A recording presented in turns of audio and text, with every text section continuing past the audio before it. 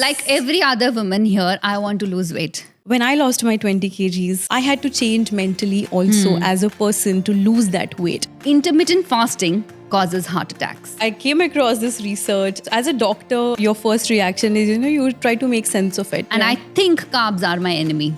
Do you agree or disagree? Can I skip some meals? So is skipping meals the answer to lose weight? I hit a plateau which just wasn't budging at all. You mentioned about postpartum depression. I did have a brief period of postpartum depression.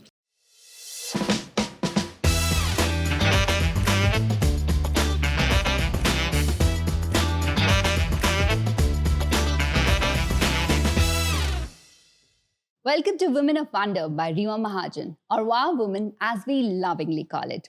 This is our initiative to shine a spotlight on the extraordinary journeys of incredible women who not only chase their dreams, but also pave a way for others to follow. Today, we are especially excited to welcome a guest who embodies the spirit of transformation and wellness, Dr. Rohini Patil. Dr. Rohini is not just any nutrition expert. She's a beacon of health and well-being, making significant strides in Dubai and reaching hearts globally. With a passion for empowering individuals through the power of nutrition, she has dedicated her life to educating people about the importance of balanced diet, debunking common nutrition myths, and introducing innovative approaches to healthy living. So whether you're looking to revamp your eating habits, curious about the latest myths in nutrition science, or simply in need of some wellness inspiration, you're in the right place. Welcome, Dr. Rohini. It's lovely to have you here. Thank you so much. It's lovely to be here. Thank you so much. We met 5 months ago. Yes. And I have seen your journey in the last 5 months. And tell me, how many kgs have you lost? So total almost 20. Since the last 5 months, it's 8. Brilliant. Yeah. And you are a live example of how to lose weight postpartum, isn't it? Right. So we're going to deep dive into your journey. But my first section is actually debunking some myths. Yes. Let's debunk these, so-called sayings in the industry, researches, publications that we've heard. And this is something which we were discussing earlier on today. And my first question to you, and you can say true, false, agree, do not agree, is that intermittent fasting causes heart attacks. So I came across this research and, it was hard for, as a doctor, your first reaction is, you try to make sense of it. Okay, what must be the mechanism causing it? Because when you study medicine, you study everything in detail. So basically you can scan the body inside out and you know what physiological processes happen. And it wasn't holding true. So in fact, intermittent fasting is a very age-old practice. It's popular from our ancestors. It's not a new fad which was developed recently. And because of that, like in every religion, there's fasting. You name a religion and there's a practice of fasting. That is because intermittent fasting and fasting itself has the power to heal your body. It is anti-aging. It helps you heal your digestive health. It secretes and increases the production of growth hormone, which helps your brain function better. And it also helps you reduce your cholesterols. It protects your heart. So I don't think it's going to cause any heart attacks or any strokes. So I think it's a misconception. And, this keeps happening in the medical industry that there's a research published. And then in a few years, there's another research published which says that, no, this wasn't true, that was true. So it's just a matter of time. But I don't think intermittent fasting is going to give you a heart attack. And intermittent fasting is self-healing, as you said. Yes, it is. Now, like every other woman here, I want to lose weight. And I think carbs are my enemy. Do you agree or disagree? Carbs are not your enemy. In fact, you need carbs for better hormonal functioning. You need carbs for your thyroid functioning. You need the right amount of carbs and you need the right carbs. So if you're going to reach out to processed breads and processed foods as your carbs, then it might not help you. Then that is your enemy. But if your carbs are coming from good millets, a naturally, made food which is made at home in your kitchen, like rice and brown rice and even rotis that we eat, then that's a good carb and that's going to help you. So the right amount of carb and the right type of carb is very important. Brilliant. And so we talked about carbs. Now, another thing which I think makes us fat, do fats make us fat? No. No. Why do you say that? So the name is fat. In fact, fats make you lose fat. Okay. My morning starts with one big tablespoon of ghee and coconut oil. I love to put that in my coffee, but you can do without it also. Right. And that's how my day starts. And I think that has been the biggest, reason why I have been able to lose weight in a healthy way without losing my hair, with my skin being intact. So Yeah. I think fats, in fact, help you lose weight because it balances your hormones. And when your hormones are not in place, that's when you start putting on weight. Right. So the moment your 4 hormones, the 4 fat-soluble vitamins, that is vitamin A, D, E, and K, are in place, then your fat-soluble hormones are in place. Okay. And then that makes sure that you're losing the fat and you're not holding on to fat. So it basically enhances and makes sure that your liver is also functioning normally. So you said fats are good, but fats give us so much more calories, right? So from what I know, carbs give us 4 kilocalories. Right. Proteins give us 4 kilocalories. Yeah. But fats are like 9 Yeah, kilocalories. yeah. That's a lot more of calories that I'm consuming if I'm consuming Right. fats. Yes, but we don't look at the amount of work that our body has to do to burn that. So if we have to burn 4 calories to burn the carbs and about 5 to 6 calories to burn the protein that you're eating, you have to burn almost 9 calories to burn those 9 calories of fat. So your liver, in fact, has to do more work. So when we talk about increasing your metabolism also, that is where the game of macronutrients come in place. So when you're eating higher amount of proteins and you're eating higher amount of fats, your body has to do more work to metabolize that. And because of that, internally, as you're sitting, you're burning more calories. So that is called as resting metabolism. And when you're increasing your resting metabolism, that happens with high protein, high fat diet, and also with weight training. And when you're doing resistance training, that helps you increase your resting metabolism. And that is one of the best ways to be fit in the longer term without constantly being on calorie restricted diets. Amazing. And while we are on fats, ghee coffee is something you mentioned, isn't it? Yeah. I have seen a lot of celebs talking about ghee coffee, and it feels like the next fad thing. Right. But doesn't ghee coffee interfere with your intermittent fasting? Like you're fasting for certain hours a day, isn't it? You're typically supposed to miss your breakfast. Right. So technically it does. But you're also, since it's just a ghee coffee, you're not triggering any insulin response. So there's very less amount of insulin that's secreted. Right. So I personally like to do ghee coffee after about 18 hours of intermittent fast. So I break it with ghee coffee and then I get another hour or 2 that I can push for. Okay. But I have patients and clients who've never done intermittent fasting. So after about 12 hours, I give them a cup of ghee coffee, which helps them push a little more. Right. And then continue till 16 hours. Eventually, your body gets used to the pushing and you don't feel hungry after 12 hours. And then you can, slowly. So when you're feeling at your weakest and you feel you cannot continue with the fast, you can have the ghee coffee. So technically, you're still burning more fat. But you're still getting the benefit of fasting metabolically. But you're just mimicking that fasting mimicking action. But it's not a fast. If you look by the definition, yes, you're breaking the fast. But you're not losing out on any benefit as much, even if you're having the ghee coffee. Got it. And there's another thing, right? Coffee to chalo side pe. Water is something which is recommended, right? Now, how much of water do I need to drink? Do I really need to drink like 8 glasses or like 10 glasses of water every day? No. In fact, you need to drink 2.5 to 3 liters of water. Okay. That is more than enough. And there's this beautiful way of drinking water. I call it water memory or water vibrations. So just, you always should carry your own bottle of water. And every time you're drinking water, you should just have one positive thought for that moment. Okay. If you don't get a thought, just look around and say thank you for the first thing that you see. And then the water that you're drinking will actually heal you. That's called healing property of water. Okay. So even when you're having a tough day and you're just having that one sip of water, just, be thankful that you're getting clean, pure water to drink. And that itself will, make sure that your body is better, your anxiety goes down, and whatever you eat after that will actually heal your body and it'll, make sure the digestion and everything is happening properly. That's a beautiful thought. That's I've never thought about it that way. So there was a research done. Actually, the molecular structure of water changes when you put in a good thought into it and drink it. And it will heal your body. So moving on, there's this new era of being vegan. Everybody's Yeah, turning yeah. vegan these days, right? Right. Are vegan diets the most healthiest diets on this planet these days? Is that the way to go? So I'm not a big supporter of vegan diets. I'm not a big supporter of any extreme diets. I support intermittent fasting only because it's a lifestyle. It's not a diet. You can still have the amount of carbs you want, the protein you want, the fats you want, and you should always consume everything in balance. Right. With vegan people, I have a lot of vegan patients, and I do see a lot of deficiencies like vitamin D, B12, and protein deficiency. And if you're vegan by choice and for other religious reasons also, you can always take support of supplements. Right. But there is a gap there. There's a deficiency, and you have to fulfill it with the right support.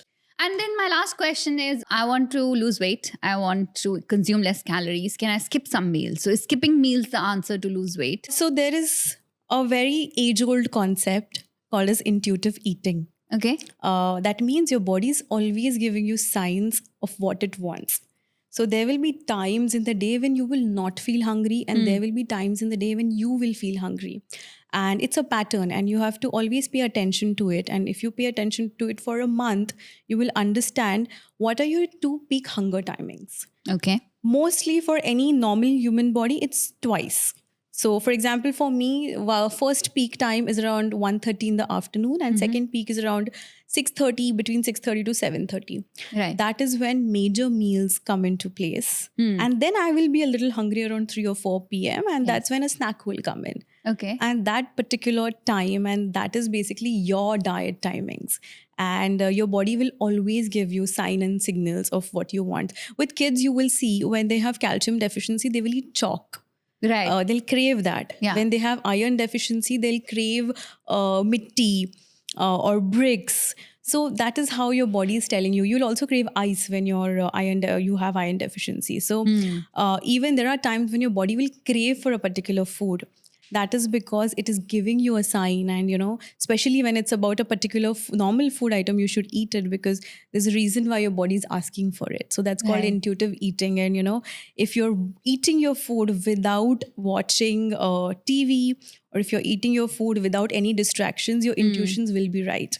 So what is important is eating without any distractions, and you will know how much you want to eat, when you want to eat, and what you want to eat. That's really interesting. Yeah. So eating without the phone on and scrolling through and the phone. And chewing your food, yes. And chewing your food. Very important. And cravings being a signal of what your body really wants. Yes. Really interesting.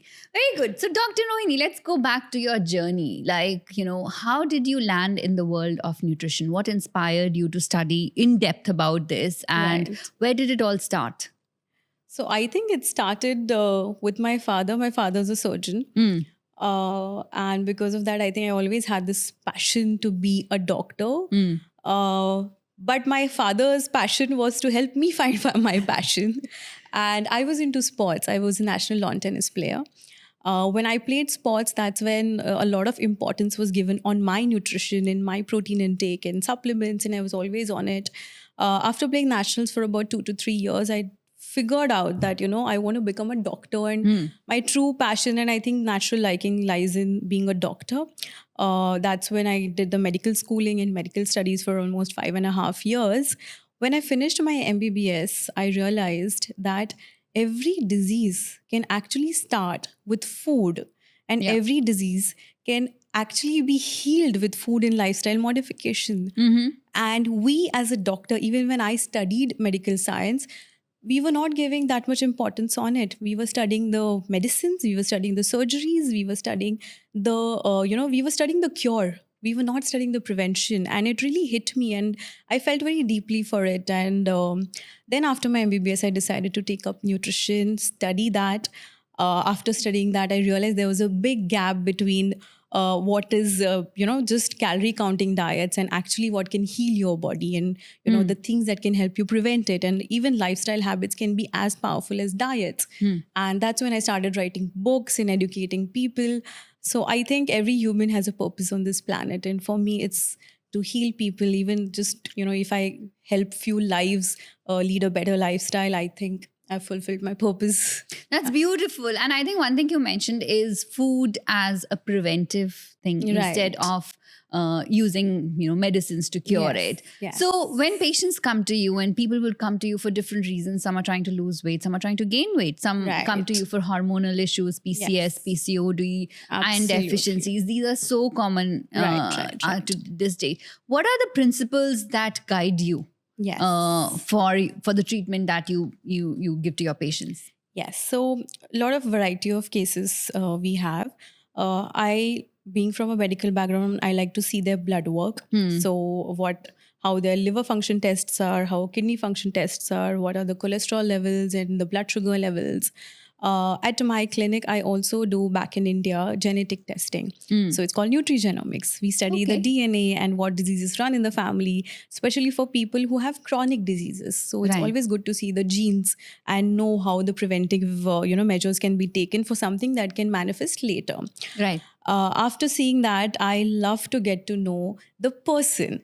So what kind of person you are, what is your lifestyle, what are your likes and dislikes? Because if I'm going to put someone on a diet, and if that is going to be something really strict, it's like being in a jail, it's like a punishment, then I think the negative vibrations start in the body, and that is not where healing starts. So my diets begin with making something as a part of their lifestyle, a part of something that they enjoy, the type of food or the type of cooking they enjoy. Because healthy eating can be, I feel creativity can be molded in any form. The same way, healthy eating can be molded in any form, any style of cooking. You just need to modify the ingredients, the timings, add in a few exercises, and they can be healed. I love to work on the mental health. So I always have a counselor or a healer on board, which can, guide them for some meditation, something that will help the mental health also. Because when I lost my 20 kgs, it went on with a lot of mental transformation from first 5 kgs to the next. So I had to change mentally also as a person to lose that weight. So, I read this very nice quote somewhere that sometimes the weight you carry is not on your body, but it's in your mind. And that's how the weight also gets put on. So that's actually very true. So it's not just the body, it's mind, body, spiritual health, and everything together. Yeah. So talk to us through the process, right? You've done 20 kgs yourself. Talk to us about your journey. I'm sure you faced your own challenges when you went through it, and you've overcome them very successfully and looking gorgeous today as ever. So talk to us about your journey in the last 1 year, right? One and a half years. Yes. So when I delivered, I was 75 kgs. My height is 5'3", so 75 kgs was a lot for me. After that, I think you do lose most of the weight, when the baby's out and the placenta is out and everything. Then I think when you're breastfeeding, you automatically lose some more weight. Yes. And then I think after losing first 10 kgs, I did work out and I started my intermittent fasting, because I feel IF comes very natural to me, and I was doing it before also. And then I lost the first 8 kgs, and I put in a lot of effort. Then I lost the next 2 kgs, and after losing about 10 kgs, I hit a plateau which just wasn't budging at all. So I did have a brief period of postpartum depression. And being aware of it, I took all the measures that you have to take to, make sure you're getting out of it and to deal with it in a healthy way. But I did not lose the next set of 8 to 9 kgs until I did not balance that or take care of that issue. Nothing was lacking in my exercise, not in my diet. Something was lacking here and here. So when that got fixed and that got corrected, I think I started losing weight. So when your mind is in place, because even speaking about it medically, when you're constantly under stress or when you're constantly under fear, for example, when you're sleeping at night and you get a dream that there's a tiger in front of you, you get up with, you're sweaty, you have palpitations, because your brain doesn't understand the difference between imagination and reality. And when you have a fear or anxiety about something, your cortisol is going to go up. And when your cortisol goes up, your metabolism shifts. So it shifts from parasympathetic to sympathetic system. And that is when you start putting on weight or start holding on to fat. Your body doesn't want to let go of the fat because that's a protective mechanism. And that is how you actually, whenever you are constantly under anxiety and fear, you're going to put on weight. So once you take care of that aspect, your food is in place, your exercise is in place, your supplements are in place, you will lose weight. And for me, I think intermittent fasting has really helped. When it comes to workout, I play tennis, I do Pilates. So both those things have really helped me. Brilliant. You mentioned about postpartum depression in your journey, right? And I think we women don't talk about it enough. Definitely not publicly. Don't accept it. But every woman goes through that period of insecurities. Absolutely. Whether it's body shaming because you've gained weight, you don't look the same like you used to look. Because maybe you've lost friends because they don't have kids and you have kids now, or you're busier because you have so much to handle. Whether it's work, whether it's family, whether it's all of that. So what are the 3 pieces of advice you'll give every woman who's facing postpartum depression today and going through her own journey, I would say? Absolutely. First is, you're not the only person. It happens to everyone. Second is accept it, because the more you deny it, it's tougher to deal with it. And third is seek help. There are a lot of ways to seek help for postpartum depression. There are experts, there are counselors, there are psychiatrists, there are nutritionists, there are wellness experts. Reach out to family members. If family members are not understanding it, reach out to your friends. And even if they are not understanding, you can always reach out to professional help to even talk about it, because a lot of times it's not accepted. Even if it's not accepted, a lot of people are not even aware of it. They just feel it's part and parcel. And I have seen cases where postpartum depression in certain people have lasted for three years because it wasn't dealt with at the right time, and then it stays with them later on also. So it's important to be dealt with it in the right way. And the last and the most important advice I want to give them is, it's just a phase. It's not forever. Life changes. It's just a phase. It will pass and it gets better. Better. And another one that, listening to one of the points is seek help, mental health. As we say. And you, interestingly, you mentioned you have a counselor on your team. And one of the things that when you talk to your new patients, you try and understand them and speak about mental health. Mental health and having mental illness or issues these days is a stigma.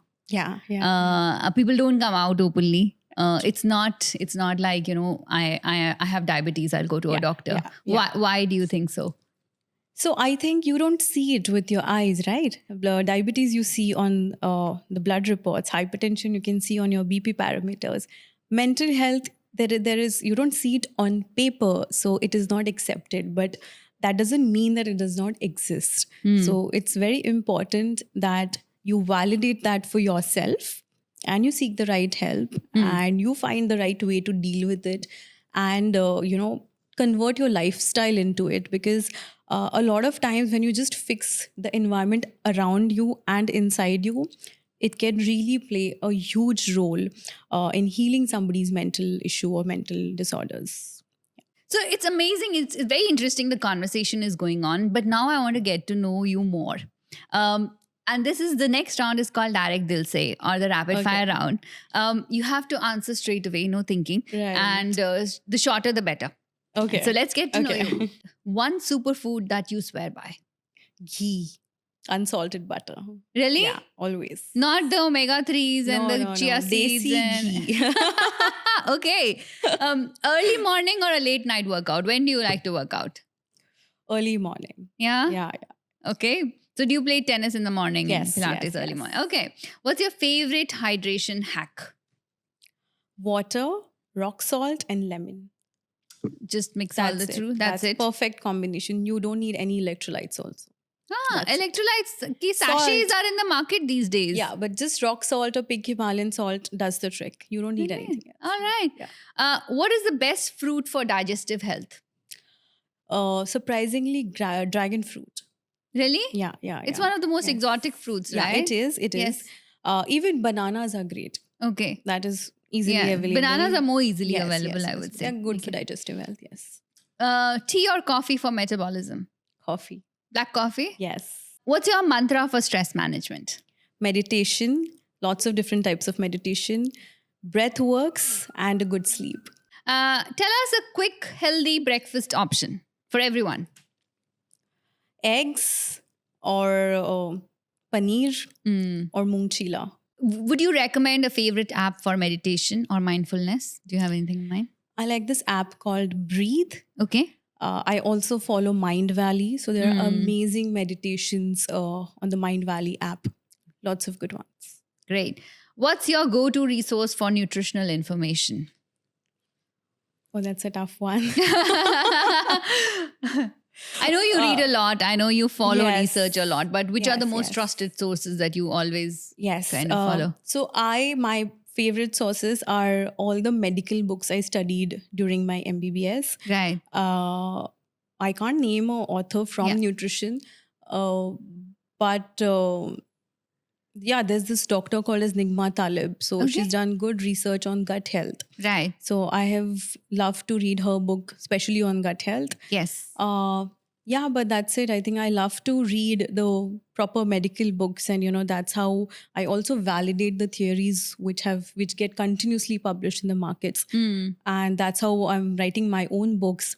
So my second book is on its way now, and Right. it's called Let Your Skin Glow and Your Hair Grow. So it's just about skin and hair. We're going to come back to your second book and talk more about it because I'd love to know when Yeah. it's coming and what, Yes. what is going to be in it. But let me finish my last two questions, which is what is the one habit for better mental health that you recommend everyone? Very important one, but underrated, is a good sleep. 7 to 8 hours sleep will help you with your mental health for sure. And second is making time for yourself, and self-care is very important. It has to be a Agreed. priority. Agreed on both of them, I think. And the last question I have is what is the most underrated aspect of wellness? Self-care, Mhm. especially with women who are mothers, who have families to take care of. For them, making time for themselves, because naturally your kids become your priority, your family becomes your priority. So the most important and underrated aspect of wellness is self-care and taking time for yourself and taking care of yourself. Well, Yeah. that's been amazing. It's been lovely talking to you, Direct Dilse. But I'm going to pick up on your last question, and you said self-care, and I'm going to Yeah. take it a bit personal. Now you are Right. very busy. Yeah. You have kids. Yeah. You have a family to look after. Right. You run your nutrition. You've written books. You have Right. clients to deal with. How do you take care of self-care? And tell us, how do you practically do it? That's a tough one. But I think for any mom, time management is the best hack and the best tool where you can, find time for yourself. Mm-hmm. So for me, it's the morning 2 hours before all the chaos starts. Okay. So I love to, go and play tennis. And there are days What time do when you this- wake up?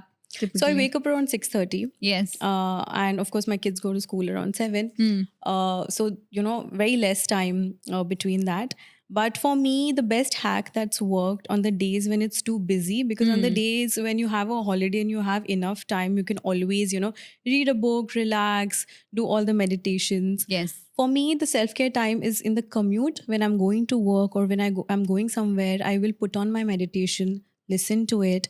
I love to do this 20-minute meditation by Vishen, which is a 6-phase meditation, and it has 6 phases that you go through in those 20 minutes, and it's amazing. And it really sets the tone for the day. I do it at night before sleeping. Okay. A lot of times I'm so tired that I put it on and I go off to sleep, but the subconscious mind is listening to it. So Yes. I can see its effects also. Hmm. So the commute time is where, I listen to podcasts. There are days when I love to work out alone. So when I'm working out alone, I'm listening to these things. So Right. these are the times where, I like. And weekends is something where I get good amount of time to, for my self-care routine. So I love to read a book. I always keep giving a lot of exams. So I love to study for that during that time. Right. So I think that is the time where I get to do a few things that I like. I love to go on a walk.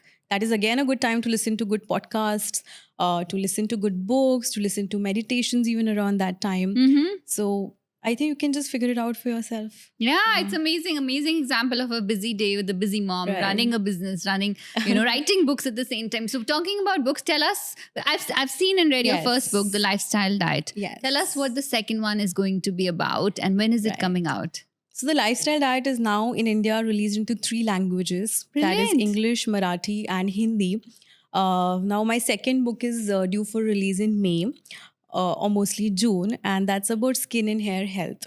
Okay. And it's being published by HarperCollins. And this book I was, literally created only to burst the myths behind skin and hair, because almost everybody is reaching out for external treatments, products, collagen creams and injections, and beauty literally starts from within. Yes. It can be as simple as your morning routine, your mental health, your sleep. That's where it all starts, and other things are just 10% cherry on the cake. So the entire cake also has to be good, right? Right. And that's why the Yes. book happened. Okay. So Amazing. yes. So we wish you all the very best, Thank and I you so can't wait much. for the book. But tell us about Dubai. Now you're in Dubai, right? Yeah. What are the plans for Dubai, and when does Dubai get to see a lot more of you? Yes. So Dubai happened because I had a few patients from Dubai, and I realized that there is no nutritionist from a medical background who comes from a doctor's expertise. And that's when I figured that, I really want to start here. And when I am down almost 6 months since I started off here with my pre-launch, I have met people who have lifestyle issues, who have very complicated lifestyle, diseases also when it comes to PCOD, thyroid, even early, onset of diabetes and pre-diabetes, even autoimmune diseases I've come across. I feel all of these can be dealt with the right nutrition, the right lifestyle management, and with the right food management also. Because we don't always get food from healthy kitchen. So if you just know what to order at a restaurant, if you just know what to eat at a weekend, if you just know what to eat on a holiday, Yeah. it would make a lot of things easier. And that's where I felt that I need to be here as well.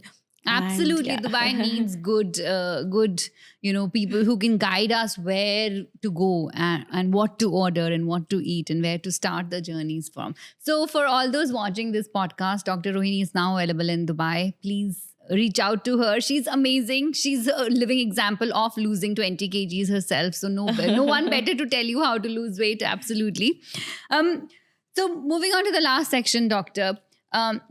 A lot of Indian women are watching this show. A lot of Indian women want to start their health journey for personal reasons. What is your Right. message to all of them? Yes, it's a very simple message, but it's a tough one to follow. That you start with any lifestyle habit, you need to do it for 120 days. Now, 120 days is a lifespan of your RBCs. Okay. And every 120 days, new RBCs are formed and old ones are removed out of your body. So even if you're starting something with as small as 1 hour walk every single day, do it for 120 days, make it a part of your lifestyle, and you will see its irreversible effect on your body. So, we are in the times of wanting everything fast. But when it comes to wellness and nutrition, it takes time. But once it starts showing you result, it's a part of your body, it's a part of your mind, and it's a part of your lifestyle. So 120 days is your mantra. 120 days is the mantra from our guest of honor today. From our Women of Wonder, Dr. Rohini says that if you want to change your lifestyle, start your wellness journey, do it for 120 days. Well, if you like this episode, please like and subscribe to our channel and share it with your friends. And we will be back with another Women of Wonder very, very soon.